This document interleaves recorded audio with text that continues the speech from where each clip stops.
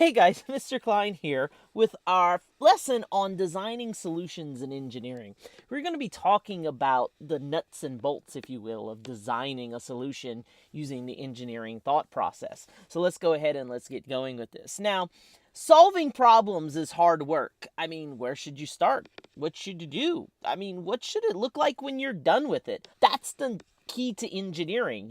Sometimes you just look at the problem and type out a solution.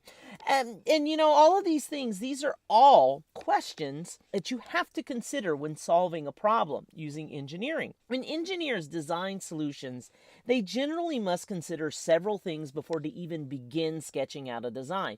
Now, you might think that engineers just break out the paper or their computer and just design a problem. That's not the case. What they do instead is they have to consider all of these questions that we're going to go over in this lesson and even more before they actually put pen to paper or start designing shapes in there. And we can generally sketch them into three big ideas. One is, what have people done in the past with the problem? Two, how does science affect the possible solution? And three, what are other factors that might affect the development of a design? And we're going to look at all three of these in other parts of this lesson. Now, when an engineer thoughtfully considers these demands, the solution that they create is going to be far better than if they're not considered. So, if you don't mind, let's go ahead and let's thoughtfully consider some of these questions. And thoughtfully consider this graphic organizer. So you can go ahead and start filling this out here. What to consider when designing a solution. Okay, the three questions. One, what's been done in the past? Two, what does science or the scientific knowledge talk about the design? How's that going to affect your design? And finally, what are the constraints or the things that limit your design, which we'll talk about in the future section. So the first concept question we have to consider is, how do engineers build on the work of others? Designing solutions in engineering isn't always the same as inventing. In fact, most design solutions are just borrowed from the solutions that engineers before them created, because it takes a lot less work to improve upon something than invent something brand new. And then sometimes you just don't want to have to start from scratch and solve a problem differently than you could just improve something there. I mean, after all, why invent a new way to drink water out of a cup when you could just give someone a straw? So, a good real life example of this is when engineers design and create a new car. What they're going to do is they're not going to sit there and invent a new way to turn the car. Rather, what they're going to do is they're going to use a steering wheel, and they might create a unique steering wheel designed to make their product slightly different than the other cars out there. Because if we look at this is a, standard steering wheel for a tractor, and this is the steering wheel of a McLaren Mercedes Formula One car from 2014. Even though, as you can see, they're pretty different, they still have the same design cues. They built upon the ideas of the other one. Okay, as you can see, this is nice and round, so the hands can hold on to it and actually turn the wheel. And you have the same idea going on with this Formula One steering wheel. Now, granted, there's an LED screen and all of these buttons on there, but you can see the curves where the hands hold on to it to actually turn the car. Okay, so the designers didn't think of a new way to turn the wheel. They just improved upon it for what the driver actually needs. So let's go ahead and let's fill out our graphic organizer here about what has been done in the past.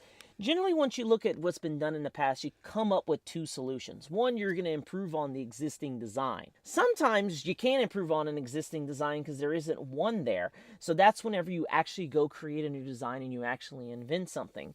And so what we're going to do in the next section is we're going to talk about how science informs us with that. So like I just said, another important factor to consider when developing a solution using engineering is to consider the science behind the problem and the possible solution. Now, where we're at in South Louisiana, levees are really important. So designing levees and making sure that they don't break and flood cities is a really important thing for us.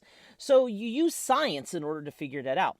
So for instance, engineers must look at all sorts of scientific data to see if levees are going to work. I mean, for example, you might want to use sand, in order to build a levee. And, sand's easy to grab and easy to pack and stuff. But the problem is whenever you expose it to water, it doesn't really hold up, which means it's not suitable for the purpose of keeping people dry on the other side of the levee. So let's go ahead and let's look at our graphic organizer and let's add this. How does scientific knowledge impact an engineering design? Well, one, it informs us about how the design's actually going to work, and then also it tells us what sort of materials will work and not work. And that whether things work or not work and things that we use can't use is going to lead us to our last two big ideas in this lesson.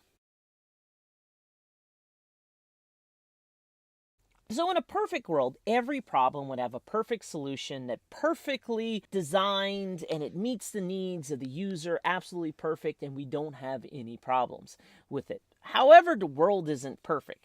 So engineering solutions aren't always perfect for a solution. In fact, I would say they're probably almost never perfect completely for a solution. So engineers, what they have to do oftentimes is they have to compromise in areas to get the best solution that they possibly can for the user. And that's a really important definition that we need to talk about. The factors that limit an engineer's design is known as a constraint. Okay, so for the rest of this lesson, we're going to be talking about constraints. And for an engineer, it is super important to understand and work within constraint. And that is the key to being a good engineer. So let's go ahead and let's look at, and let's move into this last big idea about what are the common restraints for engineers. So in trying to work with restraints, engineers tend to group them into several general types. Now for us in middle school, we're just going to talk about 4 of them right here. The first one is monetary restraint. And the thing is, money is really important. A solution that costs too much money is useless because you can't afford it. If you can't afford it, you can't have it. If you can't have it, you can't solve your problem.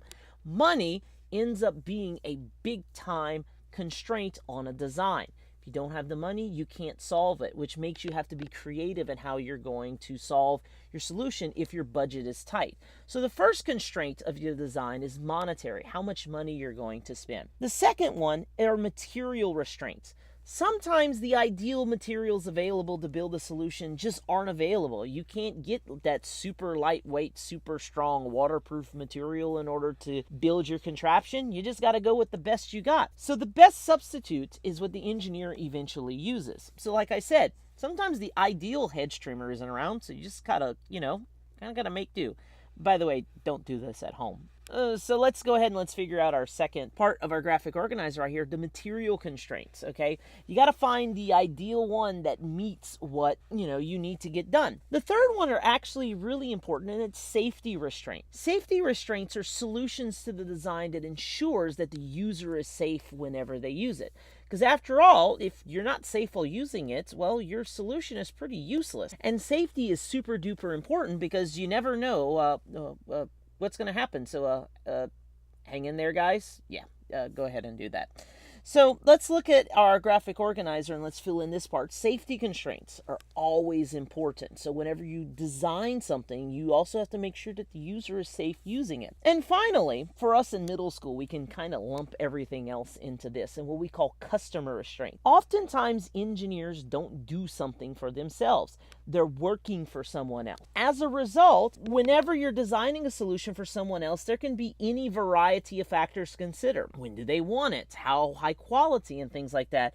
And sometimes your customers aren't always as nice as you might need, and so their demands might be more demanding. So let's go ahead and let's wrap up our organizer and let's wrap up our lesson here by writing down customer constraints. So when designing a solution, engineers generally consider 3 things before they actually put pen to paper designing anything. First off, they look at what's been done in the past, and they usually improve on an existing design or put their own spin on it. They make sure they know the science that goes behind the solution they're going to do.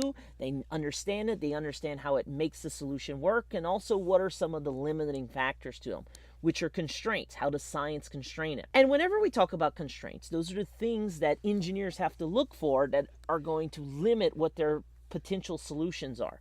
Generally can be money, could be the materials you can use, how safe can the user be while using it, or whatever else their customer might want. So there you go. That's the lesson. Hope you understand it, and hope you understand what you have to consider when designing a solution. And if, as always, you have any questions, please let me know, and thanks for watching.